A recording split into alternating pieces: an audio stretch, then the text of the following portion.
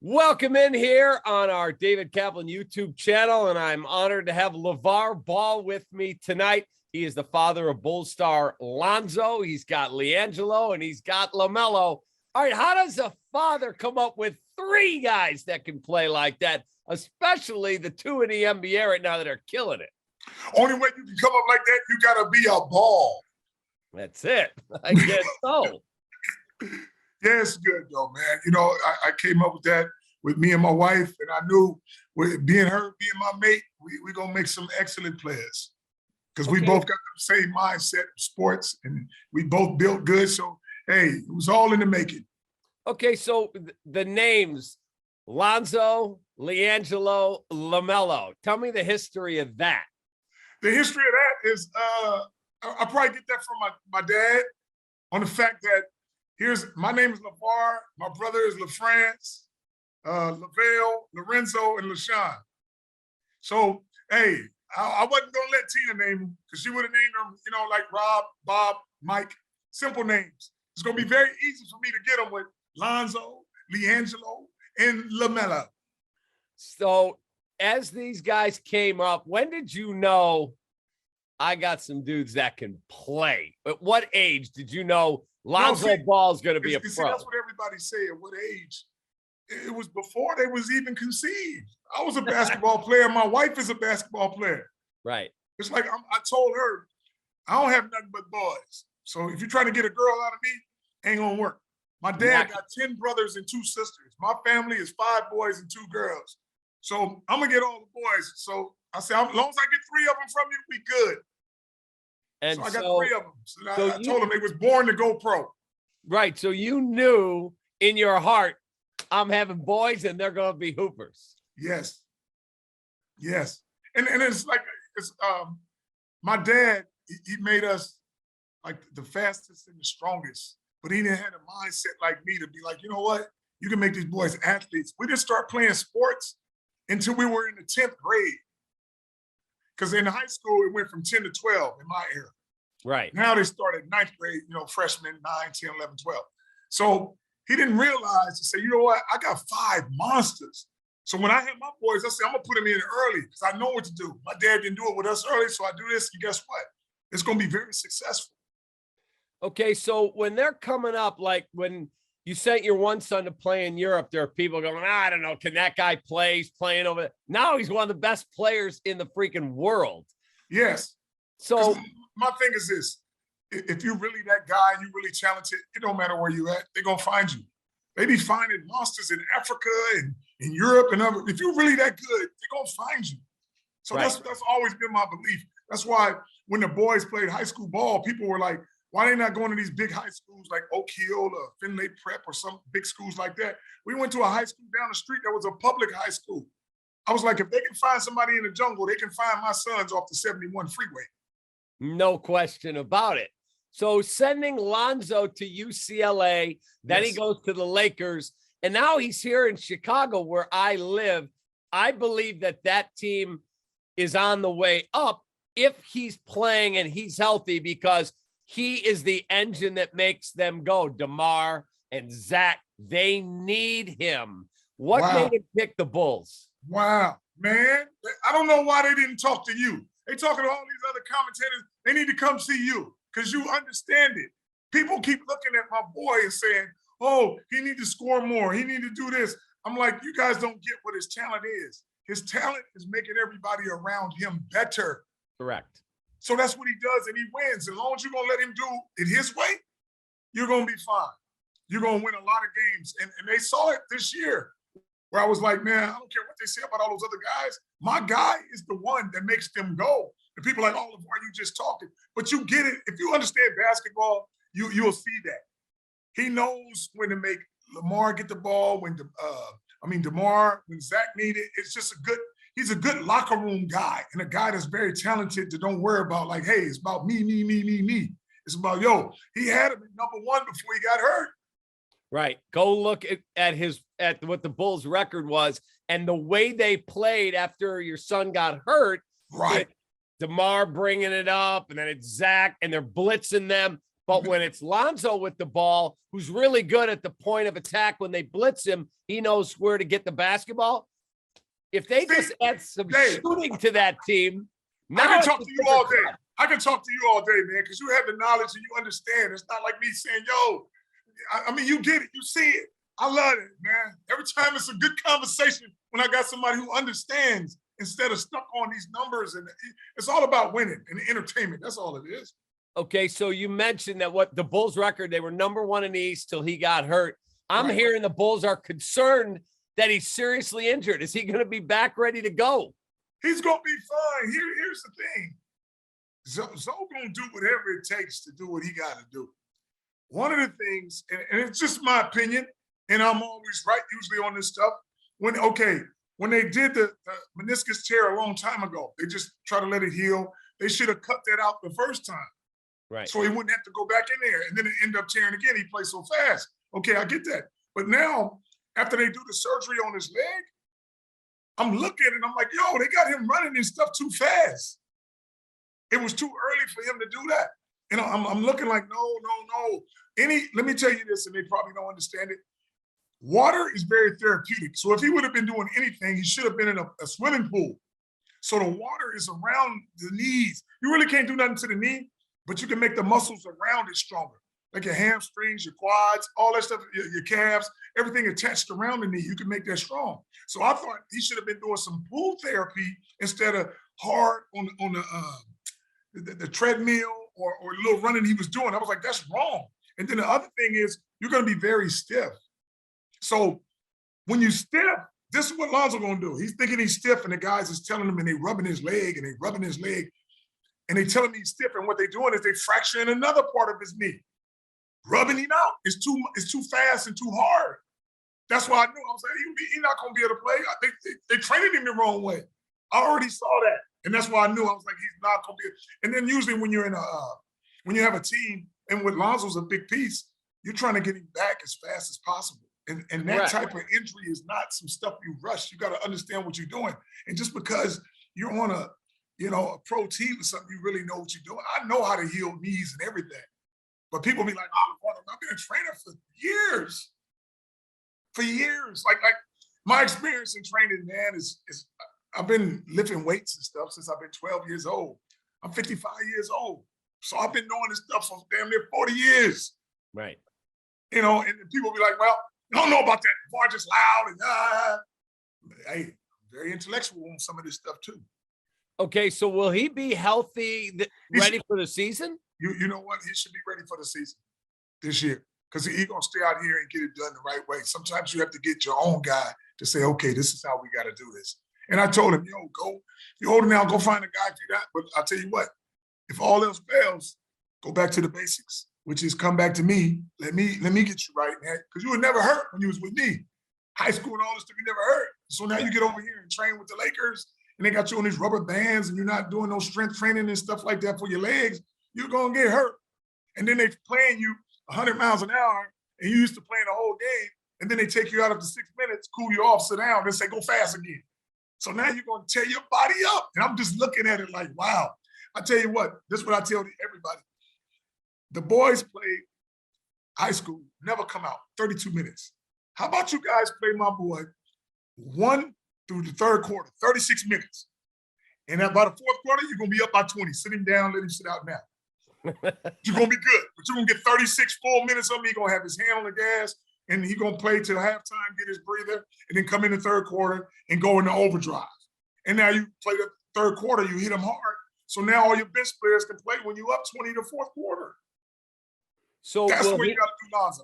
So will he need another surgery, or what's the way to get him? He won't need another surgery. He's just going to be out here in LA, and they're going to train him a different way, which is somewhat what he's used to, which is the power is in the heels and in that water. So if you're doing any kind of training, when you're going uphill and you lean in, you strengthen it up, all your legs, and then you have to do some type of therapy in that water because it gets you through the motion, but it takes all the weight off your joints, but it makes you stronger because it's like somebody holding you underwater because of the force. Right. These are the things. And so I'm telling them, with whoever you go with, these are the things you must do or you must incorporate. And by 3 months, 12 weeks, you should be good. Good. So And he'll be I told him ready. he better go back to big baller style and stop trying to drink that goddamn almond milk and drinking some vitamin D whole milk. That's all I drink. People see me. I ain't got no bone spurs and all that stuff. You drink that weak stuff, you won't get some of that. But Jello and Melo, they still force themselves to drink that milk. They don't never had no bone spurs. But the Lonzo switch up almond milk, and I don't drink that much milk. And that man, okay. Back to the basics. Back to the basics. Do you ever have a dream of Lonzo and LaMelo playing together? What? It's not even. Hey, let me tell you this. It's not a dream. I don't dream because your eyes is closed. I have a mission. I go forward. I'm going to make it happen when it happens. I'm going to speak it into existence. They are going to play together. That's what people understand. All three of my boys, not just two, all three. And y'all going to see a show you've never seen before. How about in Chicago? Hey, I don't care if it's on the moon. If Chicago here's the thing. Chicago, if they were smart, that's what they do. You go get Lonzo's running mate, who we've been running with all his life, and his game go to a whole new level. You get Jello. And then things will go good and super good. And now you got Melo up, and his brothers be like, man, you might want to come to Chicago. And he gonna be like, hey, y'all come. I'm telling you, because when everybody's contract is up, they can all decide to say, you know what, let's go over here and play. And it's gonna be the most beautiful thing because everybody's looking for the face of the NBA. But I got something to tell you. It ain't no one person. The face of the NBA, you're looking for Trae Young, Jay Morant, all these people to take the place of KD, LeBron, Steph Curry. It ain't one person. It's the Ball boys all together as one. It's three of them. Not one by himself, not Melo by himself, not Zoe by himself, but all three of them together going to take over the NBA, but as a threesome, the built-in three. What made your son pick Chicago? Why did he pick the Bulls? You pick the Bulls because it's the closest thing to LA. He's a city boy. And the three biggest franchises you want to play for, you're going for LA, New York, Chicago. Right. Those are the three. And LA Lakers did you wrong. You should have never got rid of my son. That's what I told him. Y'all are going downhill from that. Now, he over there on the East Coast, and now he in Chicago. It's just like LA. Except it's a little more cold. That's about it. But he inside anyway. He just like to hoop and go do his thing. So a big market. But then again, after coming from New Orleans, yeah, you might pick any city. You know, New Orleans is good for a tourist place, but to live there constantly is I don't think it's not for him. Like, hey, go ahead. LaVar, what is it like being a Laker, being from LA, all the pressure? You can see the jerseys on my wall. I see that. There's Magic and there's Kareem right there. Yes. What is it like being a Laker after going to UCLA? It was the same to him. He's a Cali boy. Everybody who's good, they don't know how to handle California. They don't know how to handle LA. What is too many pretty women, too many things to do. The best, you get too Hollywoodish. My boy was not that because he was born in LA. He's an LA guy. Magic, Detroit. Kareem, New York. LeBron, Ohio. You get these country guys, small towns, whatever, and it's like, it ain't the same when you get to LA. It's like you don't know what to do. It's too much going on. Lonzo ain't no club guy. Don't be chasing all these women. He know how to handle it. That's why when he went to UCLA, you never heard about him in trouble or nothing like that. But if you get a guy from Texas or Oklahoma or wherever, and then you bring him to UCLA, they don't know. It's too much for them. My boys are the only ones that's homegrown that can play in Cali because they're not easily distracted. They had BMWs and fancy cars and all this stuff in high school. You got to know it. But if you have a guy that never had no money, now you got a lot of money in you, the big city. Oh, shoot, you're going to spend all your money on women, clothes, just trying to keep up with the Joneses, go to the red carpet shows. I mean, it's too much for you because you've never seen that before if you're in a small town. If you're in Wisconsin or Michigan or something like that, you ain't seen the stuff that's in LA. What do you think the Bulls need to win a title? Think they need a healthy Lonzo Ball. Yes. And they got to get a couple shooters. They got to have better perimeter shooting. And let me tell you this. You are so, man, this is a hell of a day for me because I said the same thing. That's all I told him. Lonzo gonna make everybody better. But if it was smart, they're gonna get the best shooter ever. LiAngelo Ball. Trust me when I tell you, that boy shoot the lights out that ball, and Lonzo gonna find him on the daily. And they're gonna be like, oh my God, I've never seen this before.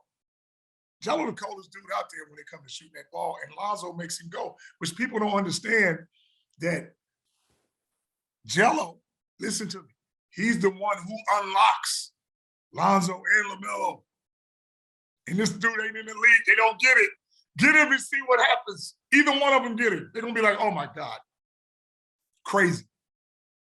Do you believe, I know you like to speak things into existence, do you believe the Bulls will win a title with Lonzo Ball at point guard? Let me tell you this. The only way Lonzo can win a title is with one of his brothers. He will not do it alone. I don't care how long his career goes. He got to have one of his brothers to have a chance. If he have two of his brothers, he's guaranteed. Guaranteed to win a champion, multiple ones, because they'll figure out their combination and it's a wrap. The last time they was together, they was perfect. And they was babies in high school, and we ran through everybody. As grown men, oh my God, the speed of the game, they were, with his brothers, he averaged anywhere from 40 to 50 points a quarter, playing that fast. Now you got to at least score 170, 180 to beat him. Yeah, everybody think I'm talking, but that's real. Do you think people at times look at you and go, that dude's nuts? They got to say that because they can't believe the stuff that I'm saying until it happened. Lonzo, listen to this. Lonzo is the only one ever to come into the NBA with his own brand. All these years, nobody ever did that. Melo was the youngest guy ever to go across the waters and become pro at 16. How can you do that? American, go overseas and do like Luka and all these other guys that come from overseas. Lonzo was the only guy to walk across the stage with his own signature shoe when he was drafted. And you want somebody younger than that to have a signature shoe? I got Jello. Jello had a signature shoe. And to beat that, I make Melo have one in high school. And this is the guy you talking to, a guy who created all this. But people don't look at it like that. That's why they look and see how good Melo is, and they say, why? I said, don't think Melo, y'all looking at Melo as so young, but he's been a pro since he's been 16. So he ain't the guy that came out of high school one year and like, hey, let's go to the pros. He done went through it all. So that's why they're so shocked. So why does it seem like you have, what's the right word? You've stayed more in the background in the last couple of years. Why does it seem that? Is that inaccurate? Well, just it's because people haven't realized this right here. Everybody been in the back on the fact that we had COVID. How many shows you gonna go to with a mask on and all that? A lot of stuff died down. That's what people don't understand. They be like, oh, LaVar, we ain't heard you that much. We ain't seen you that much. You're always gonna talk about me on the fact that I'm not just a father. I have a brand. If I don't have a brand, you're not talking about me. You're just talking about one of the guys who's ever a player and the dad. You forget about it. Just like after T. Morant got hurt, what did everybody? They're not talking to his dad no more. They're not finding out where he's sitting. Right. But if you got a brand or you're doing some things and you're a businessman, they got to come back. But the stuff I say, that's why they always got to be like, well, this person's like LaVar, because everybody want to compare somebody to somebody. And here it is. It's 5 years that went by with Big Baller brand or whatever, and you still calling me and talking to me. Why? Because I'm the father with the brand, and I had these young guys, that's my sons, that's very good, and keep rolling. So folks is like, man, we either got to see how this pans out, or we got to try to prove him wrong. But you're not going to prove me wrong, because at the end, I understand what this thing is, which is entertainment. It's not life or death, it's entertainment. At the end of the day, if you don't want to go to the movies or you don't want to do this, go watch basketball. If you don't want to watch basketball, who you going to watch? Somebody who controversial, and you're going to watch me. So you ain't going to look at my boys. You're going to be like, I want to hear what's coming out of this man's mouth. Right. So that's what it is. So do the boys ever say to you, Dad, just dial it down a little bit? Never? Now, see, you got to understand the culture. Mm-hmm. As growing up as black men, I don't care how big we get or how we never say that to our parents. That's why when we out sometimes and you see these kids that's Caucasian or whatever, and they tell their mom, just chill, kick back, Dad, that's enough. I would never say that to my dad now. I would just leave and go my own way. So my boys are not scared of me or nothing, but they're not brought up to say, hey, Most of these kids, listen to this. If they never say that to you, but let's say the kid is making all the money. That's usually how it is. Now the kid's like, Dad, I'm the millionaire. You're still working. I'm doing everything for you. So you just listen and do whatever I say and be yes man like the people around me. Mm-hmm. That is not the case here. I took an element out, which is people. This is what they call pressure, especially for Blacks. The talent comes from the ghetto or places that's not high rank. You don't go to Thousand Oaks or Beverly Hills or the biggest part of Chicago and be like, man, let me go get an athlete.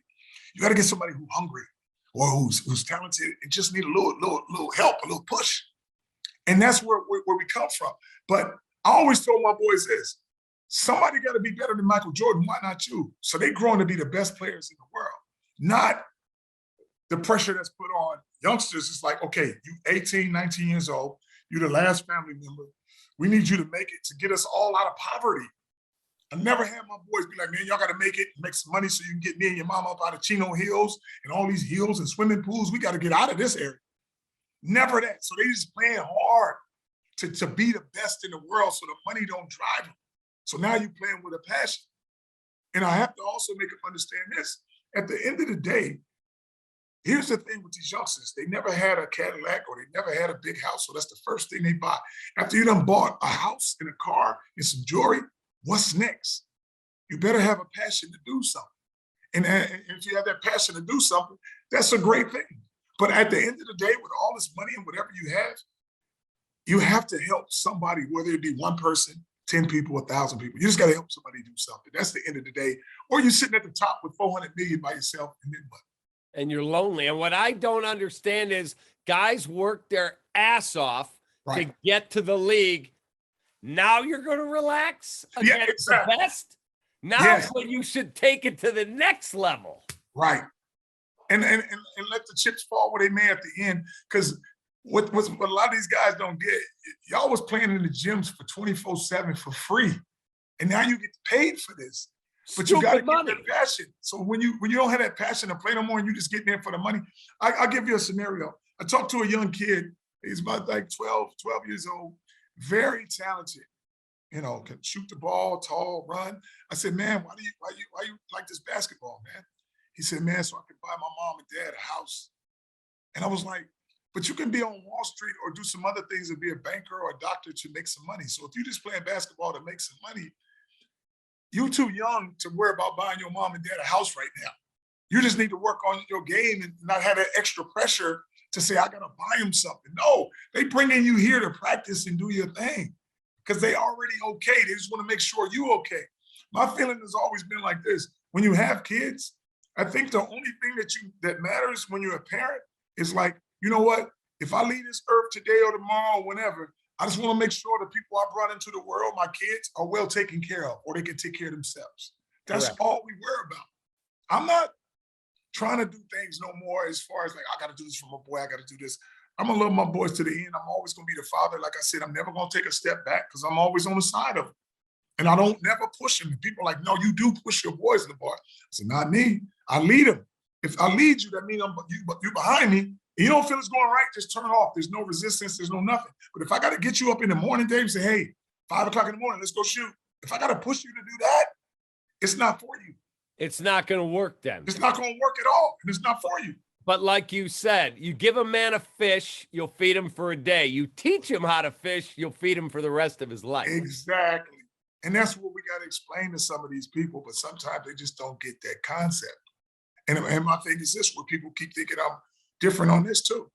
If you're going to have, let's say your kid is going to be small or whatever, if you don't give them a trade or something to do, you better send them to school so they can use their mind.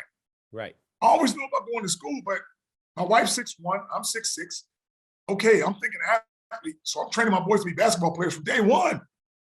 So I give them that, and now look, I never told them, hey, you're going to make so much money when you get to be 18, 19. People don't understand the time I put in, but it's never a sacrifice if I love doing it. That's why I tell people I never made a sacrifice. Sacrifice is this. I have to work a 9 to 5. Then when I get home, my boys need to train.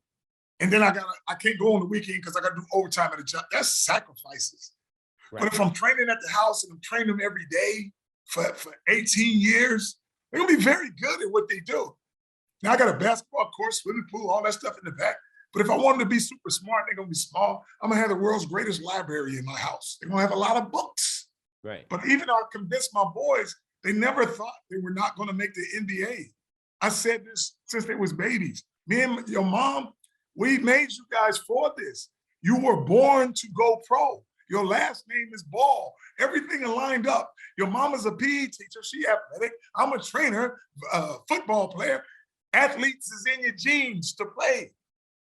I'll tell you the story too, man. Like I said, I could do this forever. But I told him this. I take him to school to elementary one day, and the guy is jackhammering the cement, for the street repair. Yeah. So I take him to school 8 o'clock. The guy's jackhammering. I go pick the boys up at 3 o'clock. After school's out, he's still jackhammering. I said, son, he's not digging up dirt. He's digging up concrete. So what I'm trying to tell you is you can work hard doing this labor, or you can work hard one of these hills, lifting weights and shooting jump shots. But you're going to work hard at one of these. Right. And one of them takes a whole lot. They're all pros. Right. So when people look at my boys, they still stand, hills, wherever. When they look across and it's a fancy car or something nice, it's my boys, and they're at a young age. And it's like, whoa, we didn't go to Disneyland. They did that stuff, but they like working on their game better. They love it. The working out wasn't working out. They was like, I'm spending time with my dad, and we gonna be the best. That's how they thought. But like I told people before, they was like, what about the backyard battles?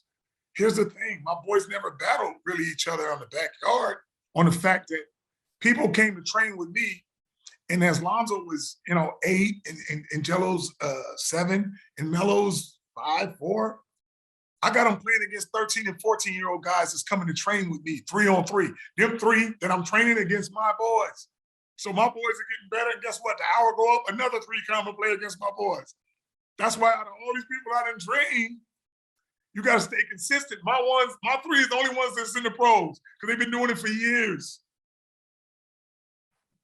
So do you think Zach LaVine stays with the Bulls because he's a free agent and there's rumor he might be going to the Lakers? Like I said before, you are very, very smart. And I'm going to tell you like I told him, he's gone. And I'm going to tell you why. Okay, it started off Zach LaVine. Okay, now you get hurt, a few things happen, and guess who's doing all the big plays? All I hear is DeMar. Right. DeMar. He don't want to play second fiddle. And who don't want to go to LA? He want to go back to the West Coast. He'd be like, yeah, I'm from, I think he's from the West Coast, Seattle, Washington. Seattle. Yeah, he'd rather, if he got a chance to go there, I guarantee you he ain't no fool, because he like this. I'm in LA, even when I get paid, I know I can do some commercials or something. He's a good-looking guy, light skin. They're gonna love him in LA. They did in Westwood. So they're gonna offer him some money. Hey, he's gonna go, hey, I'm going over there. I'm telling you. But you see it too. And you can see it kind of change as it was kind of his team, but everybody understand it's Lonzo's team, y'all just filling in, which is cool. But it's Lonzo's team, but you can do all the scoring you want. But Lonzo knows how to play with people who score the ball a lot. Because he did it with his brothers growing up. Melo was averaging 20-something, and Jello was averaging 30-something. You got to know how to get them guys going in the AAU and all that. So he know how to play with 2 high-powered scorers. But DeMar is getting a lot of the credit. And I think with LaVine coming up, it's hard for him to kind of take a back seat and be the second fiddle. Even on a losing team, you want to be number 1. So if he leaves, who picks up that slack besides your son coming back and DeMar? They got to add another star. Hey, you ain't got another star. I go back to what I'm telling them. You need another scorer. And don't think Jello can't score better than Zach because he's 230. Zach a lightweight. You got to throw some post up to Jello too, and he going to shoot the 3 at a higher clip. And it's your brother, so the chemistry really going to be good. The chemistry going to be off the chain. And everybody going to be like, oh my, but Lonzo going to ease up. And you on all these road trips with his brother. He'll never be hurt. He going to be like, nigga, I got 2 people. We can just keep winning. But he going to play the same thing. He's not going to be selfish. Now you got another guy who get rid of the ball and not. Jello can dribble and do all that, but he move the ball quick because his IQ is like Lonzo. We get rid of the ball and play hard defense and get out of there. But Jello got the pro-style body He just needs the opportunity. And like I told him this, whatever happened in China, you detoured from the program, which is okay. But now you got to go a different route. And it's a bumpy road until you get there. And so whoever gets Jello first between LaMelo talking to his people and Lonzo talking to his people, you will see a huge change. Lonzo's running mate has been Jello all his life. And their chemistry is amazing. So do you think the Bulls are trying to get him? If they're smart, they would do that. And you don't look at it like this. Don't look at it like this. Like, hey, LaVar's talking and you guys are listening to what LaVar said. I'm just telling you this because I know these things. His running mate, he ain't ran. Let him play an open game or something with Jello. And folks going to be like, oh my God. Jello's going to play in this thing that we have downtown in the summer. It's called the Drew League. He's going to play in the Drew League, and people are going to be like, man, he got to go to the Bulls. Because I'm going to show him something. With Jello playing for me, I'm going to put him at the point guard spot. And he's going to play just like Lonzo. And folks going to be like, I didn't think Jello could dribble. I didn't think he could pass. But I'm just going to show people, all my boys can play the same positions.